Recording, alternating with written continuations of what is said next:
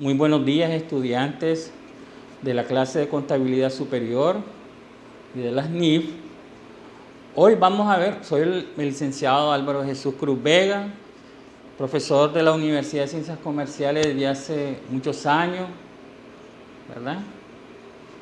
Y el día de hoy vamos a ver el tema que está relacionado a la asignatura de Contabilidad Superior. Y el tema es financiación a corto plazo por factoring de cuentas por cobrar. Pasivos, que es el tema de los pasivos corrientes según NIF o en base a NIF. ¿Qué significa esto de la financiación a corto plazo por factoring de cuentas por cobrar? Las empresas o negocios tienen una opción o alternativa de financiamiento que es cuando tal vez en un momento dado circunstancial tienen problemas de liquidez o de falta de disponibilidad. Entonces las instituciones financieras, los bancos y otras entidades especializadas le ofrecen a las empresas comprarle la cartera de cuentas por cobrar que esté sana, que sus clientes sean clientes cumplidores, ¿verdad? Que paguen en sus fechas de vencimiento, etcétera. Clientes tipo clase A, clase B.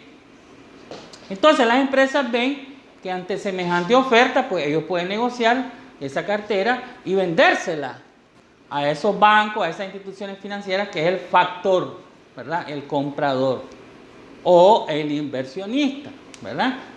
Entonces, ¿qué significa esto? Que las empresas con ese salvavidas o con ese oxígeno financiero, pues ellos desarrollan todo un tratamiento, todo un proceso para llegar a establecer y completar el factoring. El factoring prácticamente es un contrato que se hace, ¿no? No se hace así al azar, no. Es un contrato que se tiene que hacer para que puedan, ¿verdad?, establecer esa relación financiera comercial entre un banco y una empresa.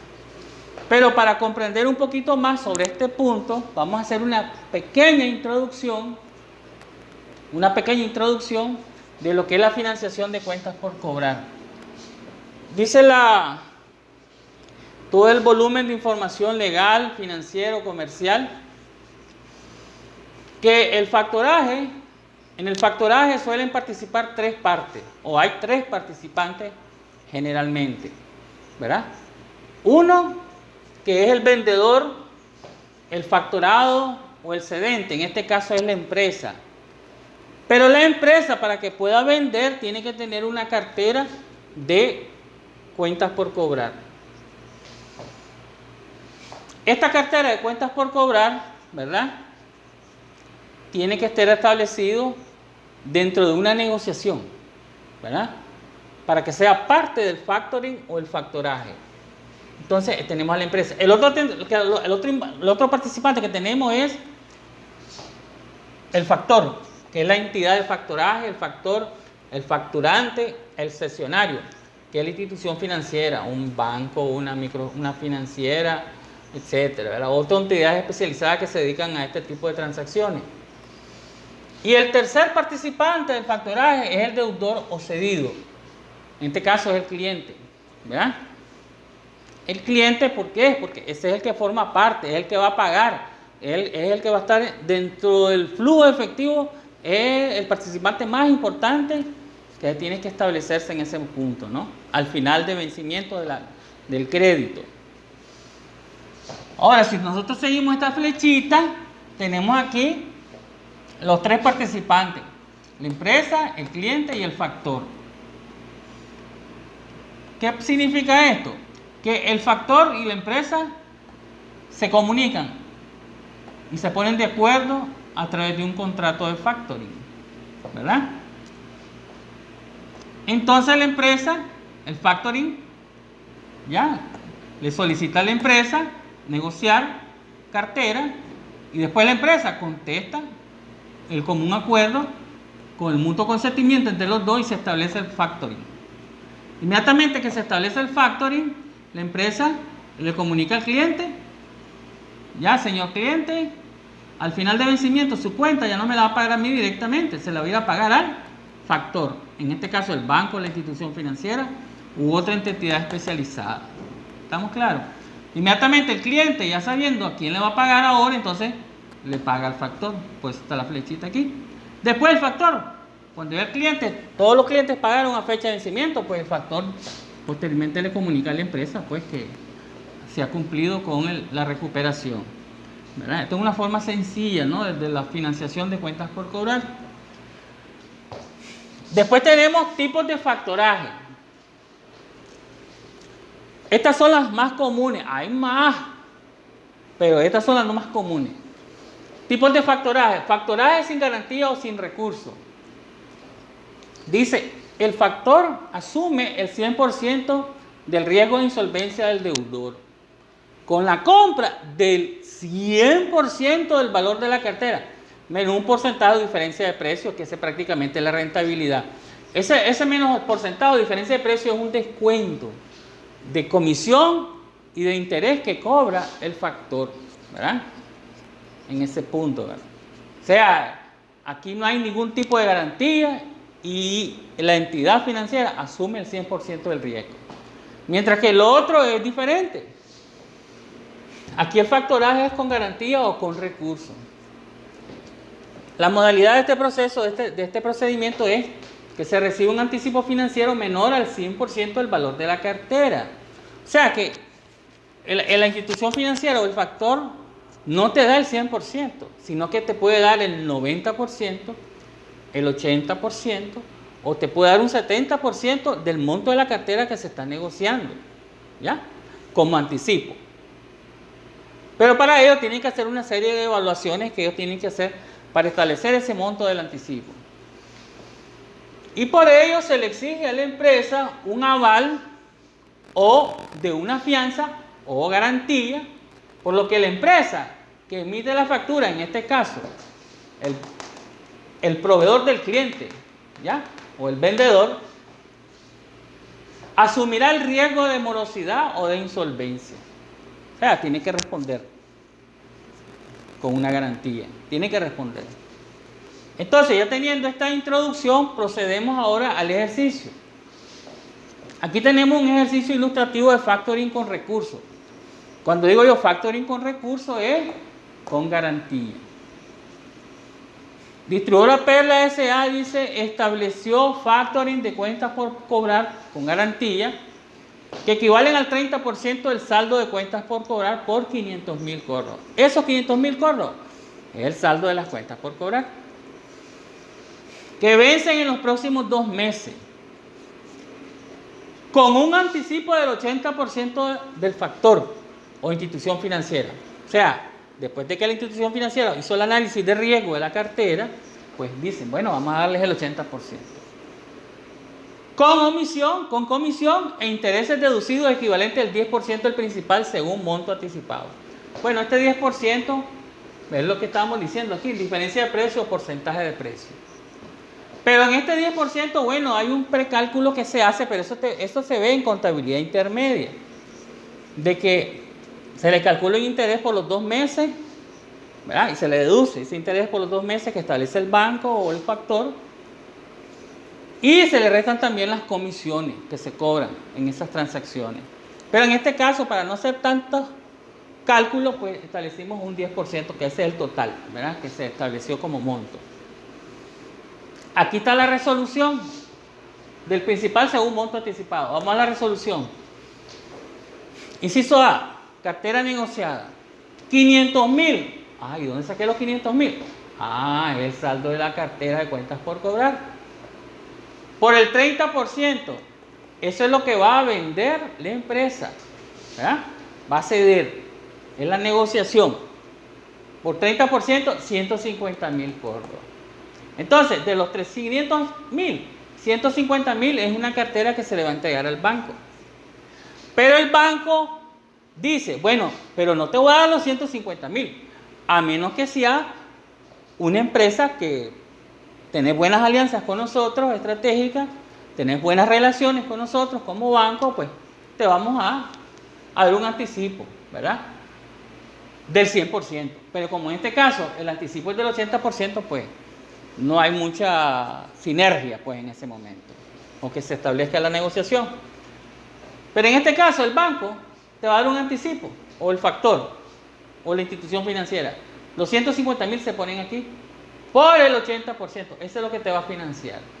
O sea, el banco te va a dar un anticipo de 120,000 córdobas.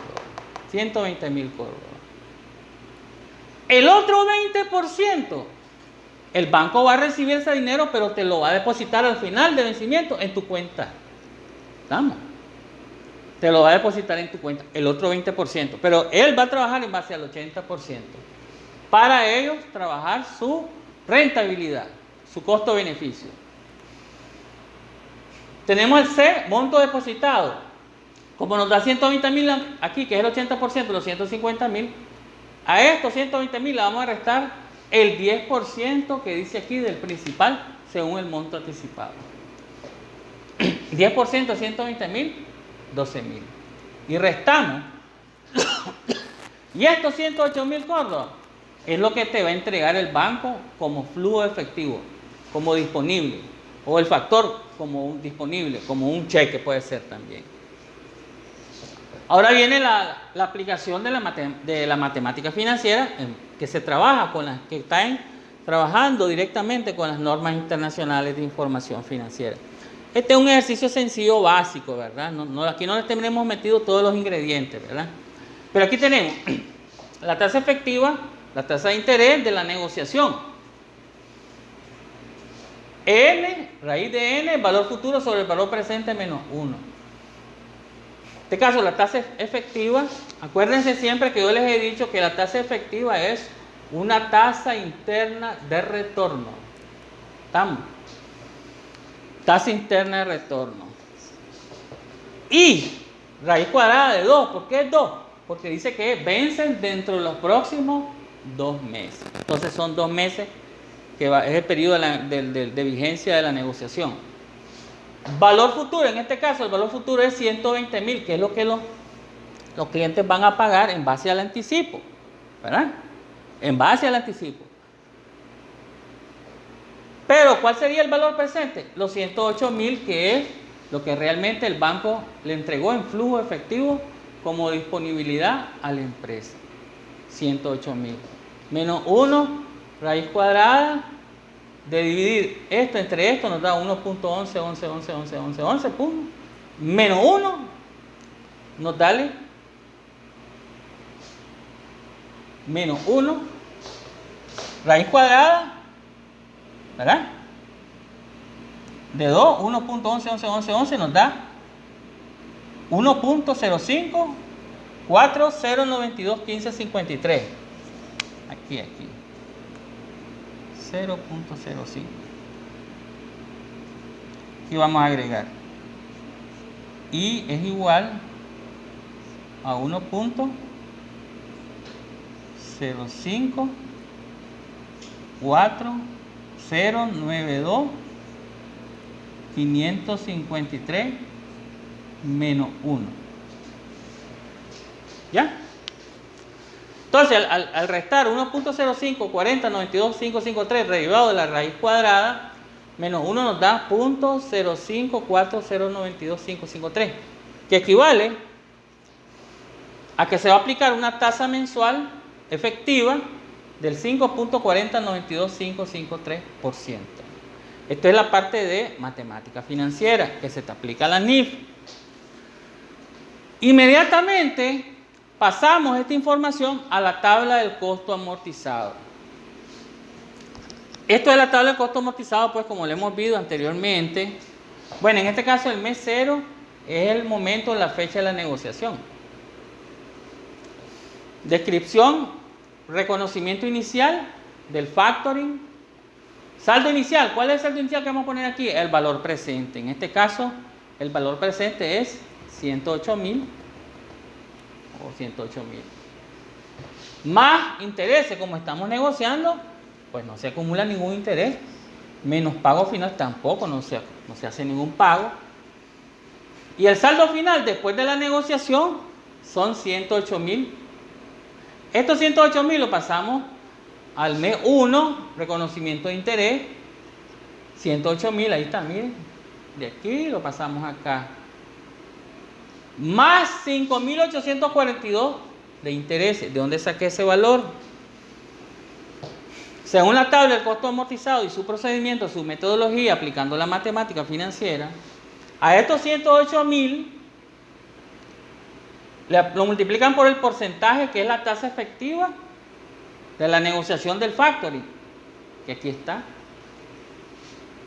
Y esto nos da el resultado 5.842.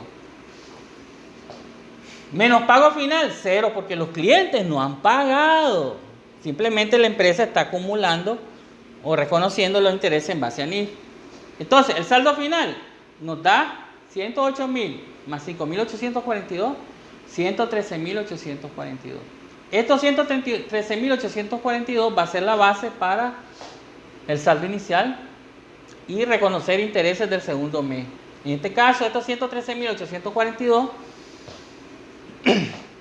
lo multiplicamos por la tasa efectiva, nos da 6.158.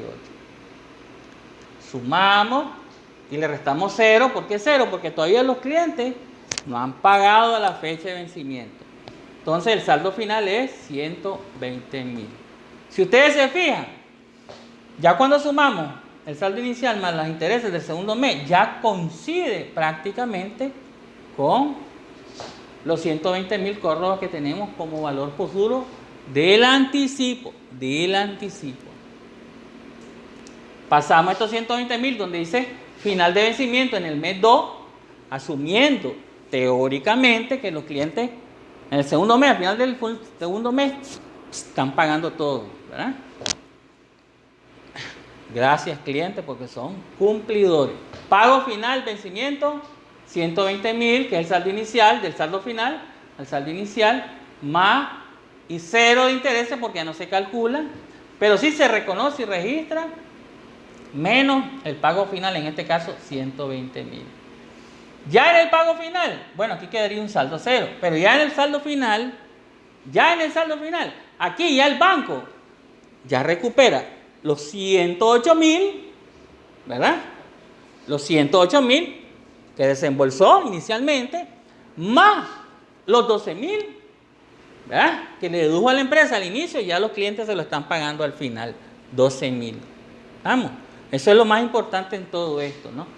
Los 120.000 y el saldo quedó en 0. Teniendo ya todo esto listo, la tabla del costo amortizado, caemos al registro contable en base a NIF.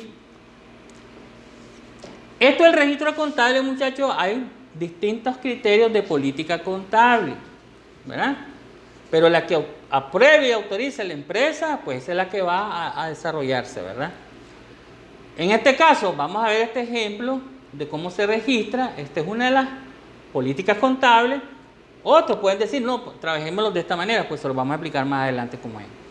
Tenemos aquí la operación 1. La operación 1 es cuando la empresa recibe el factor, el flujo efectivo de 108.000. Contablemente, carga a efectivo y equivalente al efectivo 108.000. Y reconoce un pasivo financiero. ¿Por qué? Porque está trabajando con factoring con recursos. Hay un pasivo financiero de 108.000 como contrapartida. ¿Estamos? Entonces ya cumplimos con el primer registro de la tabla del costo amortizado.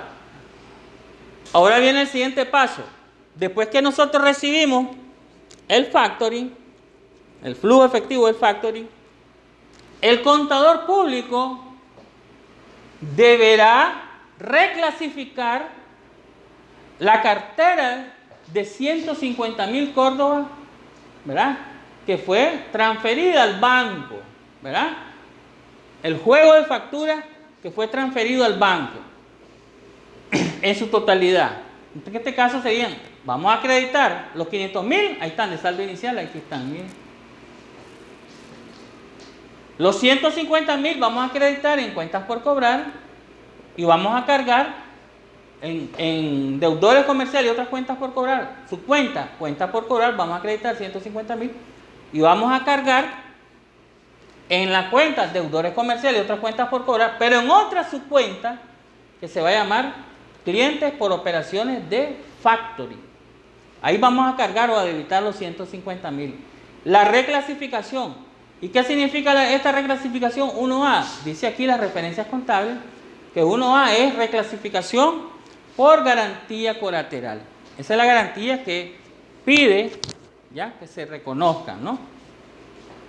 Como garantía colateral, entonces es la reclasificación de una subcuenta a otra. Ese 1A. Vamos con 2, la operación 2. Reconocimiento de intereses, los 5.842. Los 5.842. ¿Qué dice la norma? Que está relacionada a los instrumentos financieros. Que se debe de cargar en gastos financieros los 5.842. Ya, los intereses de la tasa efectiva. Y se debe acreditar o acumular en la cuenta de pasivos financieros 5.842. ¿Ya? ¿Por qué? Porque este es el descuento que nos hizo el banco. Entonces tenemos que reconocerlo posteriormente. ¿Ya? Según la tabla del costo amortizado, como una medición posterior. Como una medición posterior.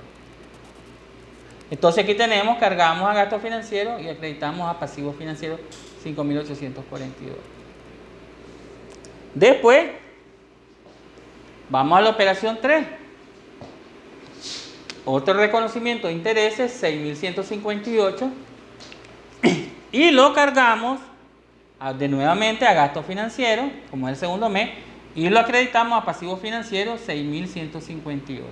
Ahí está la partida. Después de este reconocimiento, ¿qué hacemos posteriormente? Vamos a la operación 4. El pago final, 120.000.